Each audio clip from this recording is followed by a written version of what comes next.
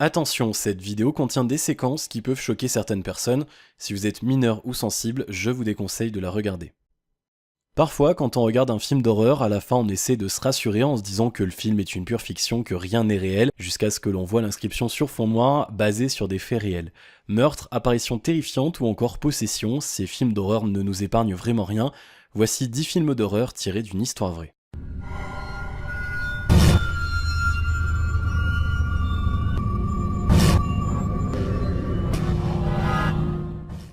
Numéro 10, L'exorcisme d'Emily Rose. Ce film a été réalisé en 2005. Il met en scène une jeune étudiante qui demande au prêtre de l'exorciser car elle pense être possédée. Le film raconte en fait la véritable histoire d'Anneliese Michel, une jeune Allemande morte après plusieurs semaines d'exorcisme et de maladie. Tout commence en 1958, Anneliese a alors 16 ans, elle est victime de nombreuses crises et est transportée à l'hôpital. Les médecins lui diagnostiquent une épilepsie, une dépression sévère. Malgré les médicaments, son état fait qu'aggraver. Elle répète sans cesse qu'elle voit des visages démoniaques, entend des voix, puis en parle avec les médecins qui ne savent plus comment l'aider. Les parents se tournent alors vers l'église, ses crises deviennent plus violentes, elle mord ses proches, boit sa pisse, mange ses araignées et dort sur le sol. Elle se met à rejeter les symboles chrétiens tels que les crucifix ou les peintures représentant Jésus-Christ. Elle devient violente, agressive et emploie un langage très familier qui n'était pas le sien. Les prêtres décident alors d'exorciser la jeune fille. Toutes les séances ont été enregistrées. On y entend Anneliese Michel insulter et prendre plusieurs voix. Voici une courte partie d'un de ces enregistrements. Der Hass drängt dich. Der Hass lässt dir Der keine. Neid über die andere Engel. Es gibt nie Ruhe. Ruhe gibt's nur da oben. Ruhe gibt's nur dort, wo die Liebe ist. Ja, bei uns gibt's nur ja, no. Nur Hass. Ja, Und wo nur Hass ist, da gibt's keine Ruhe. nein. Und für uns gibt's nie Ruhe. Nie. Weil, Ewigkeit. weil La jeune femme meurt le 1er juillet 1976 à 23 ans d'une malnutrition et d'une déshydratation sévère. Cependant, l'autopsie révélera que son cerveau ne présentait aucune tumeur, lésion ou anomalie. Une enquête a été ouverte et les parents d'Anneliese ainsi que les deux prêtres exorcistes ont été inculpés et condamnés à 6 mois de prison avec sursis pour négligence. Pour le tribunal, malgré des enregistrements audio assez troublants fournis par les hommes d'église, Anneliese Michel était tout simplement épileptique. 2 ans après sa mort, le corps d'Anneliese Michel a été déterré et déplacé dans un cercueil de chêne neuf. C'était le désir de ses parents qui ne voulaient pas qu'elle soit dans un cercueil bon marché. En réalité, il s'agissait seulement d'une excuse. Une femme les avait appelés et prétendait qu'elle avait eu une vision. Selon elle, le corps de leur fille était encore intact. Les rapports officiels indiquent que le corps montrait une détérioration constante. Les photos du corps exhumé n'ont jamais été montrées et les parents d'Anneliese ont été interdits d'assister à l'exhumation. Numéro 9, Chucky. La poupée tueuse Chucky fait aussi malheureusement partie de ce top. La vraie poupée ne s'appelait pas Chucky mais Robert. En 1879, la famille Otto emménage dans une maison en Californie, le couple Otto étant très riche et elle y avait embauché plusieurs employés dont quelques nourrices pour leur fils de 6 ans nommé Robert Eugène Otto. Un jour, Madame Otto aurait surpris une des nourrices, une jeune haïtienne, s'adonnant à des rituels de magie noire. Elle décide de la virer. Avant de partir, la nourrice offre une poupée au petit garçon. La poupée ressemble beaucoup à un petit garçon et mesure plus d'1 mètre, ce qui est inhabituel pour l'époque. Le petit s'est tellement attaché à la poupée qu'il lui donna son prénom, Robert. Mais très vite, les phénomènes paranormaux se produisent dans la maison. Selon la famille et même leurs voisins, la poupée se déplaçait toute seule en leur absence. De plus, en la présence d'invités, elle clignait des yeux et son regard noir changeait selon son humeur. Des hurlements ainsi que des objets qui se déplacent ont aussi été remarqués. Un soir, les parents de Robert entendent un véritable vacarme en provenance de la chambre de leur jeune fils. Ils courent le rejoindre et découvrent la chambre en désordre total, les meubles étaient renversés et Robert pointait du doigt la poupée en criant « C'est Robert, ce n'est pas moi, c'est Robert !» Un autre jour, la mère de Robert se tenait debout près de la porte et entendit son fils parler à la poupée et en retour une voix grave lui répondait. Elle avait simplement pensé que l'enfant modifiait sa voix comme celle d'un adulte pour imiter les réponses de la poupée. La poupée a finalement été placée au grenier où elle restera jusqu'à ce que la maison soit rachetée. Les nouveaux arrivants affirmèrent alors que la poupée les attaquait et essayait de les tuer. Aujourd'hui, Robert est dans un musée et selon la légende, sa malédiction ne serait pas terminée. On dit que certains visiteurs l'ont vu cligner des yeux et changer de regard. Numéro 8, Massacre à la tronçonneuse. Pour ceux qui n'ont pas regardé le film, Massacre à la tronçonneuse raconte l'histoire de 5 amis qui se retrouvent en panne d'essence dans un endroit isolé. Une maison non loin de là attire leur attention et 2 d'entre eux décident de s'y aventurer. Très mauvaise idée car lorsqu'ils tentent de pénétrer à l'intérieur, un boucher masqué surgit et les massacre, les 2 adolescents avec une tronçonneuse. Je ne vous raconte pas la suite pour ceux qui voudront le regarder un jour. Le scénario de ce film horrible est tiré de l'histoire du tueur en série nommé Ed Gein. Il s'agissait de l'un des plus gros psychopathes de l'histoire. Cet Américain s'est mis à déterrer des cadavres après la mort de sa mère et a également tué plusieurs femmes pour confectionner des objets de maison avec des parties de leur corps. Les policiers ont découvert chez lui un abat-jour, une lampe, une chaise et même un gilet qui avait été confectionné à partir de peau humaine. Il se servait d'un crâne humain en guise de bol. Des appareils génitaux féminins ont aussi été retrouvés ainsi que des seins et un cœur emballé dans un sac plastique. Des masques confectionnés avec de la peau humaine et des cheveux de femme se trouvaient au beau milieu du salon. Après quelques recherches, la police a aussi découvert la tête de Bernice Worden, une femme qui avait disparu quelques temps auparavant. Selon les rapports d'enquête, Engine se servait de cadavres déterrés au cimetière du village afin de confectionner ces horribles créations et aurait assassiné d'autres personnes.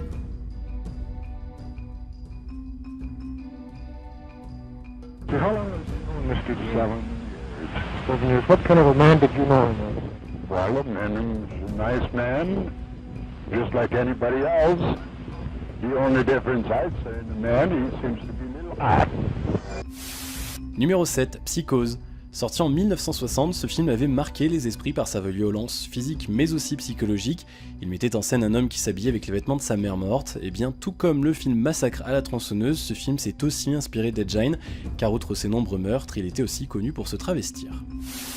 Numéro 6, The Conjuring. Pour ceux qui ne l'ont pas regardé, ce film raconte l'histoire de deux enquêteurs paranormaux qui viennent en aide à une famille qui affirme que leur ferme est hantée. Les deux enquêteurs dans le film étaient inspirés du couple Ed Warren et Lorraine Warren. Ed est déontologue et sa femme Lorraine est médium. Ils étaient surnommés les chasseurs de fantômes pour leurs nombreuses enquêtes sur les phénomènes paranormaux. L'histoire de Conjuring s'est inspirée d'une de leurs enquêtes où une famille habitant à Rhode Island a affirmé que leur maison était hantée par une sorcière maléfique nommée Bethesda Sheeran. Les Warren affirment qu'ils ont été confrontés à l'affaire la plus terrifiante de leur carrière. La mère de la vraie famille, Andrea Perron, a regardé le film et a déclaré que certaines scènes ont été modifiées afin d'appuyer l'histoire, mais n'ont en aucun cas été exagérées. Je n'en dirai pas plus ici, histoire de vous ménager le suspense et de vous permettre de découvrir tout cela dans le film. Dernière remarque, à la fin du film, la vraie famille est montrée aux spectateurs. Numéro 5, Annabelle. Le film Annabelle, qui est sorti en 2014, est aussi tiré d'une histoire réelle.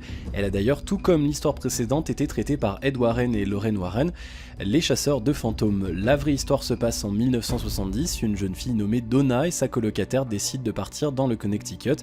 La mère de Donna lui offre alors un cadeau avant son départ et lui achète une poupée.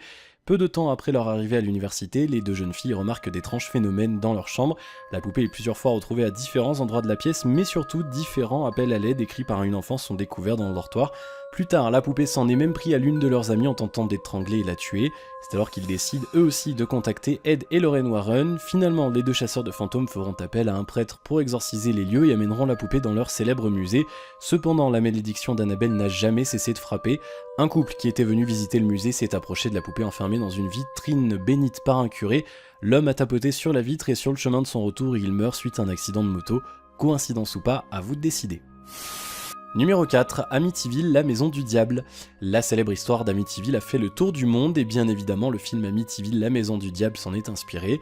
En 1974, la famille DeFeo emménage dans une nouvelle maison à Amityville. Ils sont 7 personnes, les 2 parents et 5 frères et sœurs. Le 13 novembre, Ronald Jr., l'aîné, termine de regarder la télé. Il prend alors son fusil et assassine toute sa famille. Certains étaient réveillés, d'autres sont morts pendant leur sommeil. Ronald Jr. a été reconnu coupable et passera le restant de sa vie derrière les barreaux. Il a été condamné à 150 ans de prison. Depuis sa condamnation, il a donné plusieurs versions des faits. La première était qu'une voix lui aurait ordonné les meurtres. Plus tard, il a affirmé que sur son site officiel que c'est avec la complicité de sa sœur qu'il aurait commis les meurtres. Des années plus tard, la famille Lutz emménage dans la maison d'Amityville abandonnée. Ils affirment avoir été victimes de voix bizarres, de courants d'air glacés et de croix inversées sur les murs. Le film d'Amityville s'inspire plus spécialement de cette partie de l'affaire avec la famille Lutz. Finalement, la famille ne resta que 28 jours dans la maison, effrayée par les divers phénomènes paranormaux. Numéro 3, La colline a des yeux. Ce film raconte l'histoire d'une famille qui décide d'aller passer des vacances en Californie. Pour raccourcir le trajet, ils empruntent un raccourci. Malheureusement, cette route désertique va les mener tout droit dans la gueule d'une tribu cannibale qui vit dans les collines. Le réalisateur a déclaré plus tard qu'il s'était inspiré de la légende d'Alexander Bean. Au XVIIe siècle, Alexander était le chef d'un clan écossais de 48 membres qui était composé de ses enfants et petits-enfants. La plupart de leurs unions étaient incestueuses. Ils vivaient dans une grotte de la campagne écossaise. Lorsque la nuit tombait, cette famille piégeait des voyageurs, les tuait et les mangeait. Quand le roi d'Écosse, Jacques, apprend leur présence, il envoie une troupe de 400 soldats pour retrouver ces cannibales. Le clan est finalement capturé vivant et est emmené à la prison d'Édimbourg. Ils sont exécutés sans procès. Pour les hommes, leur partie génitale est coupée, ils sont condamnés à saigner jusqu'à ce qu'ils meurent. Les femmes et les enfants sont forcés à assister à leur mort et sont brûlés vifs. Numéro 2, Open Water. Ce film, qui raconte l'histoire de deux plongeurs qui se perdent en mer, est basé sur la réelle histoire de Tom et Helen Lonergan. Le 25 janvier 1998, ce couple américain plongeait dans la Grande Barrière de Corail. C'est alors que leur bateau de plongée quitte le site de plongée sans eux.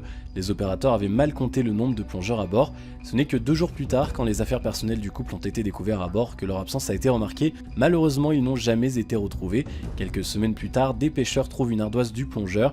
Celle-ci permet de communiquer sous l'eau. Ces mots étaient inscrits dessus. Lundi 26 janvier 8h, pour tous ceux qui peuvent nous aider, nous avons été abandonnés à Saint-Crispin le 25 janvier à 15h. S'il vous plaît, aidez-nous, venez nous sauver ou nous allons mourir. Au secours. Les autorités pensent qu'ils se sont noyés ou ont été emportés par des requins.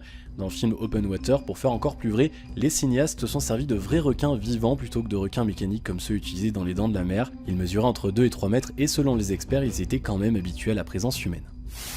Numéro 1, Zodiac. Ce film raconte l'histoire d'un tueur en série qui assassine des hommes et des femmes. Après chaque crime, il contacte les services de police et les journaux pour revendiquer ses crimes. Il accompagne ses lettres par des énigmes que les policiers essayent de déchiffrer. Le tueur du Zodiac a bel et bien existé, c'était un tueur en série à qui ont été attribués de façon certaine 5 meurtres, 2 tentatives de meurtre et un enlèvement. Mais au-delà de ces faits, il a été soupçonné d'une série de meurtres entre 37 et 200 selon les auteurs, entre les années 1968 et 1969. Il revendiquait ses crimes à travers des courriers énigmatiques envoyés à la presse et à la police. Il y inscrivait des messages codés et signés d'un symbole. Voici l'une de ses lettres. C'est le Zodiac qui vous parle. Je suis l'assassin du chauffeur de taxi sur Washington la nuit dernière. Pour le prouver, voilà un morceau de la chemise taché de sang. Je suis le même homme qui s'est fait les gens dans le nord de la baie.